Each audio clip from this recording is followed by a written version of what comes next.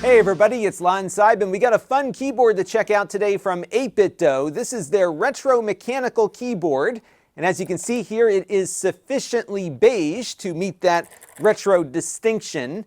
And in addition to the keyboard, you also get some fun buttons here that you can do some fun stuff with. And we're going to take a look at what this keyboard is all about in just a second. But I do want to let you know, in the interest of full disclosure, this came in free of charge from 8bitdo. However, they are not paying for this review, nor are they reviewing or approving what you're about to see before it is uploaded. And all the opinions you're about to hear are my own. So let's get into it now and see what this retro keyboard is all about. Now, the price point on this comes in at $99. There are two colors available. This is the NES color scheme that looks like the classic Nintendo Entertainment System, but they also have a version that looks like the Japanese version of the NES called the Famicom, so you can get one that best fits whatever style you're looking for. I like this one just because it's got a lot of beige in it, but the Famicom one is also very nicely styled. The keyboard is very nice to type on, as you can hear. It's got a nice clicky sound to it. These are Kale box switches. This is the version 2 box switch. 8bitdo says the key switches are replaceable, so you can swap in a different switch if you want, and you can make those switches on the fly, as the main board here supports hot swapping those switches out. But I really like the tactile feel of this keyboard just in its default configuration. There's a good amount of key travel as well, so it feels very much like a keyboard you might have used on one of those big old IBM machines back in the 80s. It's not quite as heavy as those IBM keyboards were. It is about 2.3 pounds or just over a kilogram. The exterior is mostly plastic, but the keys are resting on an aluminum board, so it does have a very nice rigidity to it, but it's not going to be a big metal block like some of those old school keyboards are. What I do like about it, though, is that it's got a nice angle to it here. So although you can't prop it up with legs in the back, the keys are angled towards you. And this is something that I remember fondly from a lot of 80s keyboards that I used to use as a kid, and I really have enjoyed typing on this quite a bit. But there's a bit more to the keyboard here. You've got a power light here, which is basically its charging indicator. This can connect up to a device in 3 different ways, and there's a switch here to control that. So I'll switch it around here, and right now it's in its Bluetooth mode. When it's set to the off position, you can plug it in via USB, and then it also comes with a 2.4 gigahertz USB dongle that you can plug into a computer. So you can basically switch between 3 different devices here and share the keyboard with those other tablets or computers that you might want to connect it to.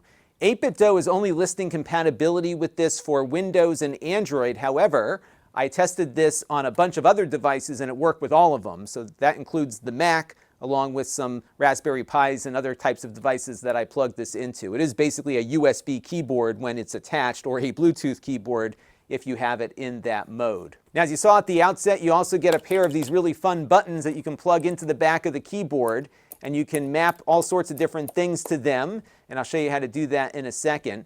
These are also on mechanical switches, so they have a nice click to them, and if you take them off here, you can see that the switch there is also replaceable, so if you wanted to customize the way these things click, you can do that.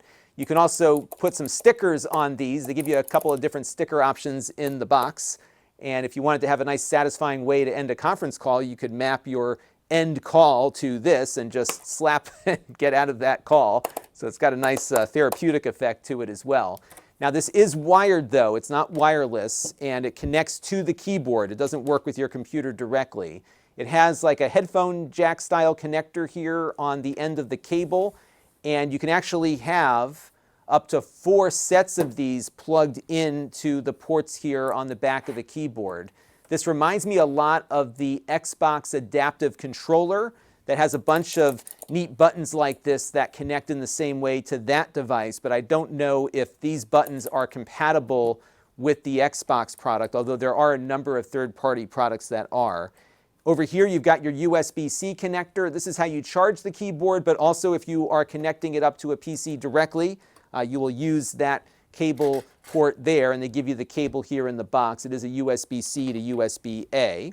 And then the little 2.4 gigahertz adapter garages itself back here, and it's got a magnet that will hold it in place when you're not using it. So there's a good place for that to live, and I like that quite a bit. Got some nice rubber feet here on the bottom so it doesn't slip around too much. It's nice and heavy as well, so that helps contribute to its sturdiness. But remember, it doesn't have any way to prop it up, so the angle that it's designed with is the angle you're going to get. Now, one important note on this, which I think might be a deal breaker for some of you, is that there is no backlight on this keyboard. So it will be dark when the room is dark. And I know that's kind of a standard feature these days on mechanical keyboards, but this lacks any kind of backlighting. Now, what you will notice in the lower corner of the keyboard here are keys labeled B and A. These keys can be programmed to do all sorts of different stuff, and you can also, of course, program the big buttons to do different things as well. And these buttons are separate from each other, so button A here will do something different than button A on my big button panel here will do. Now, at the time I'm recording this video, 8bitdo is still developing the software for programming these buttons with macros and more advanced things, but you can program in keystrokes on the fly without having to use any software at all. So for example, I'm going to program in Control-Shift-Escape on my keyboard here so I can hit one key to pull up my task manager. And to do that, what I do is push in the star button here. I hold down the keys that I want to map, and then I push down the B button here, and that will program that combination into that key. So let's take a look now and see what happens when I push the B button. So on my Windows computer here, if I push the B button down, I now get that Control-Shift-Escape in one key, and it'll pull up my task manager. And now what I'm going to do is hit that star button again, hold down Alt F4, and hold down A on my big button here. And once my screen catches up now, I can pull up the task manager again. And if I hit the A button, it will automatically close out the active window, because every time I push this button, it's going to execute an Alt F4, which closes out Windows most of the time. And there you go. Now, once that software is made available, you can do more granular customization and add macros and some other things. But I think it's kind of nice to be able to do that just on the keyboard here. Another feature is that this supports N-key rollover, which means you can push down 4 keys at once and have them all register. I know that's important for some games where you want to make sure no key press gets missed. So you've got that built into this keyboard as well, along with that great tactile feel. Now, before we close out, I did want to show you a demo as to how you can use the keyboard with more than one device with the switch here in the upper left-hand corner. So right now I've got it in the Bluetooth mode, and it's connected to my iPhone. And as you can see here, I'm able to type out just fine. And then if I flick the switch over here to off, which will initiate a USB connection, we'll go back to my PC, and I can start typing on there as well. And then, of course, switch back to Bluetooth, and after a second or two to repair, my phone should pick it back up again, and I can continue typing there. So very easy to use this switch to go back and forth. I did find the volume control here to work on the iPhone along with the Mac. And if I switch back over to the PC and start turning that dial, you'll see the volume control working there too. So it looks as though it is actually a little more compatible than their page says it is. Although I think the software at the moment is going to be limited to Windows and Android for now, at least for doing some of the more hardcore customizations like macros. So all in, I really like this keyboard. It is very comfortable to type on. I think it's got a nice angle to it, which helps contribute to that comfort. I like the tactile feedback of these Kale switches, and of course you can swap them out with something else if you prefer. But all together, I think this is a really nice retro-inspired keyboard that works well for just about any device that supports a keyboard. If you do intend to connect this to an older computer, you'll need some kind of USB converter to whatever that old computer is using for its own keyboard. But beyond that, most devices should connect up just fine to it, and you will have a very nice typing experience. I would love to see one with a backlight and a number pad. I think if I do circulate this into my daily driving routine, I will probably get a number pad to sit next to it.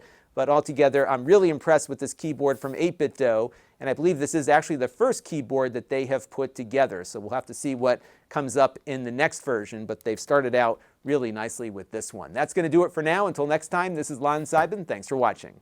This channel is brought to you by the Lon.TV supporters. including gold level supporters Brian Parker, Chris Allegretta, Hot Sauce in Video Games, Logic KGR, Tom Albrecht, and Amda Brown. If you want to help the channel, you can by contributing as little as $1 a month.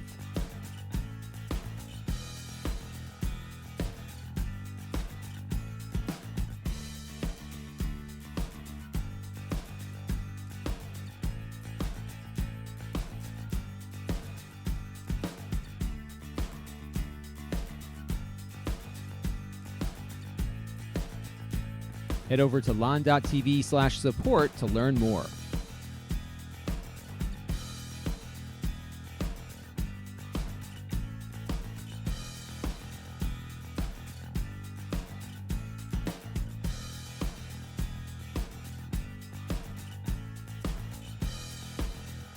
And don't forget to subscribe. Visit Lon.TV/s.